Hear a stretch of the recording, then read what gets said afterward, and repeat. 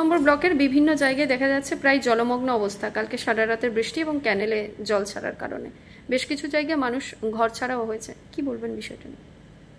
হ্যাঁ, কালকে যেটা বৃষ্টি হয়েছে এটা এই বছরে এত বৃষ্টি আগে হয়নি এবং এই বৃষ্টির ফলে বেশ কিছু লোকের বাড়ির আশেপাশে তো পুরো জলমগ্ন হয়েছে, অনেক জমির ওপরেও পুরো জল এসে গেছে এবং কিছু লোকের বাড়িতে, যেটা পার্টিকুলারলি আমাদের বাঁকা নদীর ধারে কয়েকটা পরিবার, তাদের বাড়িতে জলের একটা প্রকোপ রয়েছে।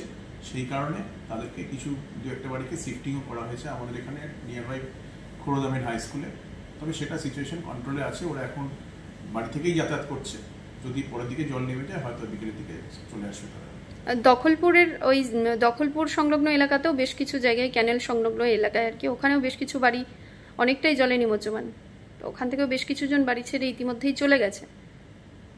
যেটা আমরা এখানে অলরেডি বিভিন্ন গ্রাম পঞ্চায়েতে আমাদের ব্লকে কন্ট্রোল রুম খোলা হয়েছে, গ্রাম পঞ্চায়েতকেও অ্যালার্ট থাকতে বলা হয়েছে এবং সেখান থেকে আমরা রেগুলার রিপোর্ট যেটা পাচ্ছি বা নিচ্ছি বা আমরা যেটা দেখছি, সেক্ষেত্রে যদি সেরকম কোনো কেস থাকে আমরা বলেছি অবশ্যই তাদের যেখানে বাড়ি দেখা যাচ্ছে জল ঢুকে যাচ্ছে বা কিছু, অবশ্যই তাদেরকে নিয়ারেস্ট যে আমাদের স্কুল রয়েছে, স্কুল বিল্ডিং বা কোনো সরকারি বিল্ডিং রয়েছে, সেখানে তাদের শিফট করে নিতে এবং যদি বিকেলের পরেও সেই জলের প্রকোপটা থাকে তাহলে রাতে যেন সেখানে শিফটিং করে দেয়, এটাই আমরা বলেছি।